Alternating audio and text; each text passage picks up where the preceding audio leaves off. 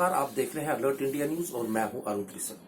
आज हमारे साथ जुड़े हैं कांग्रेस के प्रदेश अध्यक्ष जीए मीर। उनसे कुछ बातें करेंगे जम्मू कश्मीर को लेकर। मीर साहब, आपका स्वागत है। बहुत बहुत शुक्रिया। मीर साहब, कल कांग्रेस ने पूरे हिंदुस्तान में जो है किसानों को लेकर प्रोटेस्ट किए। हालांकि सुप्रीम कोर्ट ने होल्ड डाउन रखा हुआ है ये तीनों। किस नजरिए से जो है आपने इस प्रोटेस्ट को दिया? देखिए, ये तो चूंकि आपको पता है पिछले 52 दिन से देश के अन्नदाता सड़कों पर हैं। उन्होंने 50 दिन से ये सिग्नल दी गवर्नमेंट को कि जो आपने कानून पास किए वो हमें सूट नहीं करते हैं। हमारी खेती बाड़ी, हमारे परिवार इससे नहीं चल पाएंगे क्योंकि आप हमारी फसल को लूट करके कुछ गिने चुने मल्टीनेशनल कंपनीज को देना चाहते हैं जो हमें तस्लीम नहीं है। तो ये किसानों का इशू, किसान सड़कों पर है। अब 50 दिन के अंदर अंदर कितनी 9 बार सरकार से बातें भी हुई। किसानों का एक ही मुद्दा है कि पहले आप रोल बैक करो, फिर हमसे बैठो, जो आपके लिए भी ठीक रहेगा, हमारे लिए भी ठीक रहेगा, उस तरह का रास्ता करें। जमहूरी तरीका वही है। मगर जिस गैर जमहूरी तरीके से ये कानून लाए गए, किसानों को ऑन बोर्ड लिए बगैर, उनके संस्थाओं को ऑन बोर्ड लिए बगैर, तो उसका प्रोटेस्ट पूरा देश देख रहा है। बल्कि ये हिंदुस्तान का मुझे लगता है कि सबसे बड़ा प्रोटेस्ट और सबसे इम्पोर्टेंट प्रोटेस्ट, क्योंकि हम सब लोग कहीं ना कहीं इस खेती और इस फार्मिंग के साथ में जुड़े हुए। तो ऐसे में जब अभी रिसेंटली फिर सुप्रीम कोर्ट इसमें इन्वॉल्व हुआ, हालांकि किसान नहीं गए सुप्रीम कोर्ट, सरकार या उनके कोई लोग गए होंगे। तो जब सुप्रीम कोर्ट ने पहले जो एक दिन पहले उसमें डायरेक्शंस दी थी, तो लगा था कि शायद सुप्रीम कोर्ट बेहतर ढंग से इसको डील करेगा, ताकि ये फार्मर्स भी 62 के आसपास लोग वहां मरे गए हैं, ठंड का मौसम है, कोई रास्ता निकाले। और जब दूसरे दिन कमेटी उन्होंने फ्रेम करके निकाली, और कमेटी के जो मेंबर है वो सारे कहीं ना कहीं रूलिंग सरकार के साथ जुड़े हुए हैं और उनके इन बनाए हुए कानून के हक में। जब आप कमेटी ही वो उन लोगों की बना रहे हो जो ऑलरेडी सरकार के फैसले के हक में है, तो फिर वो इंसाफ कहाँ दे पाएंगे? दूसरे साइड का सुनेंगे कहाँ, और वो अपने लाइन से हटेंगे नहीं। तो इसलिए उसमें थोड़ा सा किरकिराहट हुई, और किसानों ने भी कह दिया कि हमें ये तस्लीम नहीं है ये फैसला, ना हम गए हैं सुप्रीम कोर्ट में, ना हम इनसे बात करेंगे। तो कुदरती बात है, हम सब लोग पूरे देश में से सरकार को ही ये प्रेस कर रहे थे कि भैया ये हमारे अन्नदाता हैं, ये हमारे जवान हैं, ये हमारे किसान हैं, इनके बगैर देश आगे नहीं बढ़ सकता है। इनकी बात सुनो और इनका मामला सेटल करो ताकि देश आगे निकले। तो उसके लिए कल एक पूरे देश में हमने इस चीज को थोड़ा सा बूस्ट किया है पार्टी की तरफ से। और दूसरा था कल हमारा महंगाई का मामला, जो डीजल पेट्रोल का रेट इस वक्त आसमान छू रहा है, जबकि इंटरनेशनल मार्केट डाउन है। हमारा कहना था कि अगर इंटरनेशनल मार्केट डाउन है, जिसके मुताबिक हमें हिंदुस्तान में 50 और 60 के बीच में लीटर पेट्रोल डीजल मिलना चाहिए, और आप दे रहे हो हमको 85 रुपए लीटर। इसके दरमियान जो प्रॉफिटिंग है, जो 73 लाख करोड़ के आसपास इस डीजल पेट्रोल के फर्क से मोदी साहब ने कमाया, और या तो वो देश के भलाई के लिए काम आता, गरीबों की भलाई के लिए काम आता है, जिनके जेबों से आप ये निकाल रहे हो, तो उनको फायदा देने के बजाय अगेन आप अंडानी और अंबानी को ये बेनिफिट दे रहे हो, उनके जितने कर्जे हैं उनको माफ किए जा रहे हो। तो ये नाइंसाफी। हमारी डिमांड थी इंटरनेशनल मार्केट के मुताबिक हमारे डीजल पेट्रोल की रेट कम करो, देशवासियों को कम करो, जो जायज है वो ले लो। तो ये 2 कल मोटे इश्यूज थे जिसको लेकर हमने प्रोटेस्ट किया। मीर साहब, आप क्या समझते हैं कि जिस तरह से सुप्रीम कोर्ट ने किसानों के मसले को लिया एकदम से, कश्मीर के मुद्दे पे भी सुप्रीम कोर्ट को जल्दी फैसला करना चाहिए? अब देखिए, पिटिशंस तो वहां पड़ी है, और बहुत जानकार तो ये कहते हैं कि ऑलरेडी जो इश्यूज सुप्रीम कोर्ट के सामने गए हैं, इन पर सुप्रीम कोर्ट ने पहले भी फैसले दिए। अब ये सुप्रीम कोर्ट के लिए भी थोड़ा सा चैलेंजिंग हो रहा है कि पीछे उनने सन 62 और 64 और उसके बाद तो किसी मसले को 4 फुल बेंच ने एक फैसला दिया है, तो आज वो कैसे विपरीत फैसला देगा?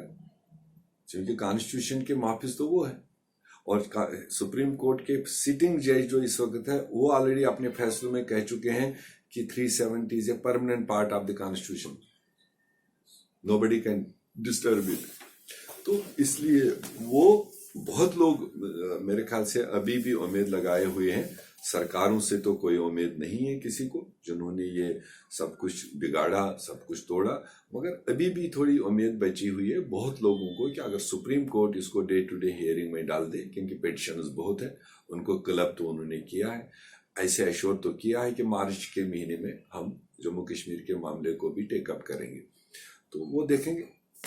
डीडीसी इलेक्शनों की बात करें तो कांग्रेस जो है वो हारी है ये इलेक्शन, और भाजपा जो कि लोगों में बिल्कुल भी उम्मीद नहीं थी, और लोग जिस तरह से बातें करते थे कि हम भाजपा को इस बार जो है मुंह की खानी पड़ेगी, पर ऐसा क्या हो गया कि भाजपा जो है वो एकदम से आगे निकल गई और कांग्रेस जो है पीछे। देखिए, आपने खुद भी कहा है कि इस बार के इस चुनाव में बीजेपी के लिए पब्लिक सपोर्ट उतना नहीं दिखाई दे रहा था जिस तरह का उन्होंने इन 5 जिलों में सीटें ली। बाकी जगहों पर तो जो है ठीक है।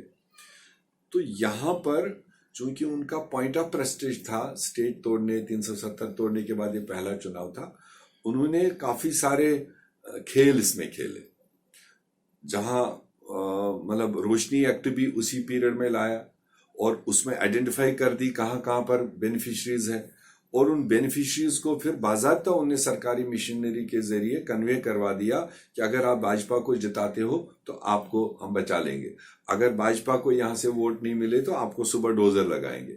इस तरह से एक थ्रेटनिंग सी लोगों को चलाई। कुछ माइनॉरिटी के, ट्राइब्स के लोगों को अलग तरीके से, फॉरेस्ट लाइन पर आप बैठे हो, अगर यहाँ बीजेपी को वोट मिला तो बचा लेंगे, अगर बीजेपी को नहीं मिला तो आपको उखाड़ लेंगे।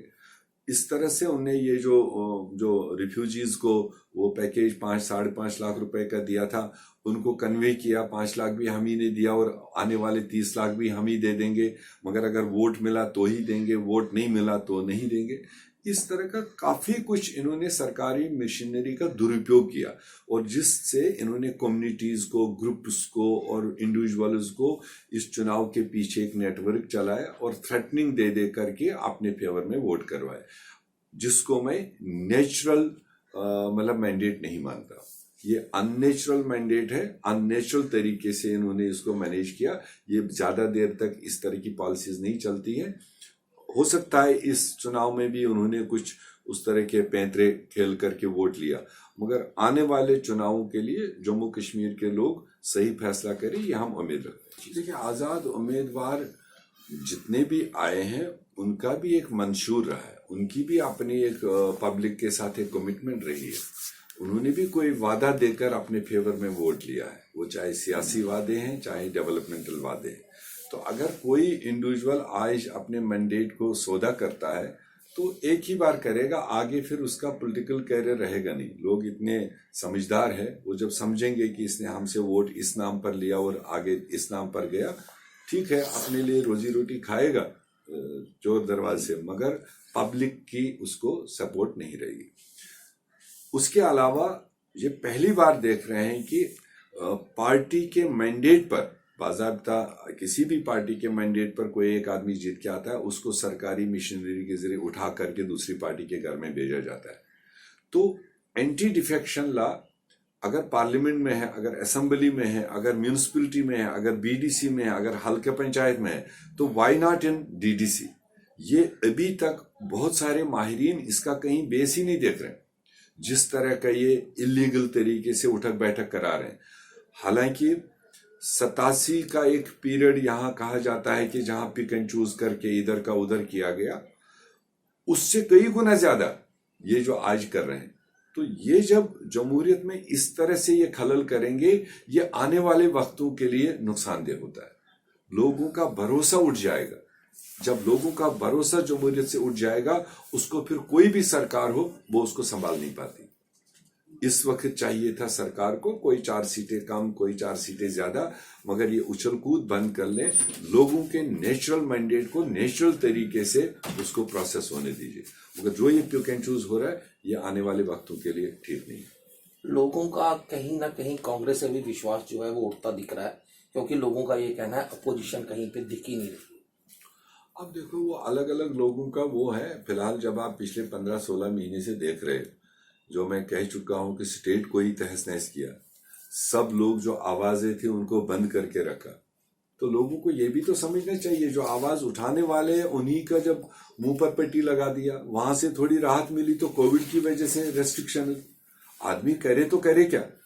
अब जब हम लोग कोई भी आवाज उठाने की बात करें, आपने देखा कल किस तरह से, वरना हमारा पीसफुल एक प्रोटेस्ट था जो राजभवन जाना था, तो उसको किस तरह से सरकार ने आधे रास्ते तोड़ फोड़ करके, जख्मी बना करके, ये बौखलाहट है। तो इस वजह से बहुत सारी जगहों पर फिर लोग निकल नहीं पाते हैं, क्योंकि ये ऑर्गेनाइज तरीके से उनको तहस नहस उसको डिस्टर्ब करने की कोशिश करते हैं। फिर भी जितनी हमारी स्कोप है उतना हम इम्पोर्टेंट इश्यूज को लेकर के हमेशा सड़क पर रहते हैं।